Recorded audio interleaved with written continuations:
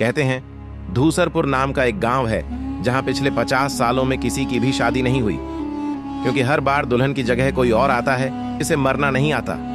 अब कहानी आती है अजय की। शहर का एक सीधा साधा लड़का, अपने दिल के लिए तरसता हुआ, जिसे अकेलेपन की आदत पड़ चुकी थी। एक दिन उसके मामा ने शादी का प्रस्ताव रखा। लड़की सुंदर है, संस्कारी है, गांव की है, अनामिका नाम है, तुझे पसंद आएगी। अजय को तस्वीर दिखाई गई। पुराना लाल जोड़ा, सिर पर पल्लू, पर उसकी आंखें जैसे कैमरे के आर पार देख रही हो, इतनी गहरी, इतनी खाली कि अजय एक सेकंड को डर ही गया। ये फोटो थोड़ी अजीब सी नहीं लग रही? गांव की लड़कियां ऐसी ही होती हैं, सीधी सादी। मामा ने बात टाल दी।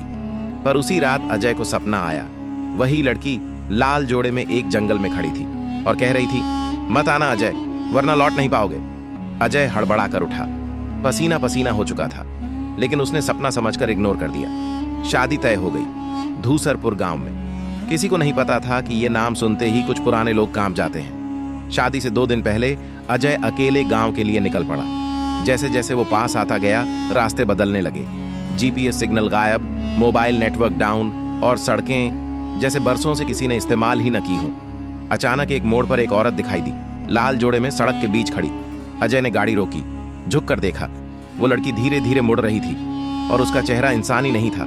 अजय चीखते हुए पीछे हटा, पर जब तक फिर से देखा, वहां कोई नहीं था। उसे लगा शायद कोई वहम हो, पर डर उसकी रगों में उतर चुका था। जैसे ही वो गांव पहुंचा, सब कुछ शांत था। कोई स्वागत नहीं, कोई शोर नहीं, बस एक पुरानी हवेली जिसके दरवाजे अपने आप खुल गए। अंदर घुप अंधेरा, और फिर सीढ़ियों के ऊपर लाल जोड़े में वो लड़की खड़ी थी। स्वागत है अजय, उसकी आवाज आई, ठंडी, बेजान, और आंखें वो इंसानी नहीं थीं। अजय की सांसें तेज हो गई थीं। वो लाल जोड़े वाली लड़की, क्या ये वही अनामिका है? पर उसकी आंखों में जो देखा, वो किसी इंसान में नहीं हो सकता था। जैसे सदियों की पीड़ा उसके चेहरे पर जम गई हो। अंदर आओ अजय, अनामिका ने धीरे से कहा। उसकी आवाज में ठंड थी, जैसे बर्फ दिल को छू रही हो।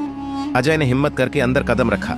हवेली के अंदर सब कुछ सजा हुआ था, फूल, दिए, शहनाई की धीमी आवाज, पर कोई इंसान नहीं, कोई मेहमान, कोई परिवार, सिर्फ सन्नाटा। बाकी लोग कहाँ हैं? अजय ने पूछा। सब आएंगे वक्त आने पर, अनामिका ने कहा और मुस्कुराई, एक अजीब मुस्कान जिसमें डर छिपा था। अजय को सब कुछ असली और नकली के बीच फंसा लग रहा था। वो सोच ही रहा था कि एक बूढ़ी औरत अंदर आई, झुकी हुई कमर, सफेद आंखें और हाथों में पूजा की थाली। शगुन का तिलक लगाना है, उसने कहा, और अजय के माथे पर कुछ चिपचिपा काला सा लेप लगाया। अजय चौंक गया। ये क्या है? बूढ़ी औरत कुछ नहीं बोली, बस धीरे से फुसफुसाई, अब तू उसका हो चुका है, अब पीछे मत देखना। अजय का दिल जोर से धड़कने लगा। वो पलटा और देखा, अनामिका अब कमरे में नहीं थी, बस उसकी लाल चूड़ियों की खनक गूंज रही थी। वो हवेली के अंदर उसे ढूंढने निकला। कमरे दर कमरे, हर दरवाजा खुलते ही हवा और सर्द हो जाती। एक कमरे में उसने देखा, दीवारों पर पुराने शादी के जोड़े टंगे हुए थे, सब पर खून के छींटे। नीचे एक पुरानी फोटो पड़ी थी, कई लड़कों के साथ अलग अलग दुल्हनों की तस्वीरें, और सबसे नीचे एक लाइन लिखी थी, यहाँ हर दुल्हन अधूरी रही और हर दूल्हा कभी लौट ना पाया। अजय के हाथ कांपने लगे। तभी पीछे से किसी ने उसका कंधा पकड़ा। वो पलटा, अनामिका खड़ी थी, पर अब उसका चेहरा बदल चुका था। सफेद, बेजान, आंखों से खून बह रहा था। तुमने कहा था तुम मुझे अपनाओगे, उसकी आवाज गूंजने लगी। दीवारें हिलने लगीं। अजय डर के मारे पीछे भागा। सीढ़ियां उतरते हुए उसने देखा, पूरी हवेली बदल चुकी थी। फूल सूख चुके थे, दिए बुझ चुके थे, और अब हवेली एक कब्रिस्तान जैसी लग रही थी। अचानक शहनाई की आवाज बंद हो गई और हवा में एक गूंज उठी। अब शादी पूरी होगी, और इस बार क्या कोई बच पाएगा या सब खत्म हो जाएगा, देखिए अगले पार्ट में। और ये वीडियो केस लगा, कमेंट करें और लाइक सब्सक्राइब करना ना भूलें। धन्यवाद।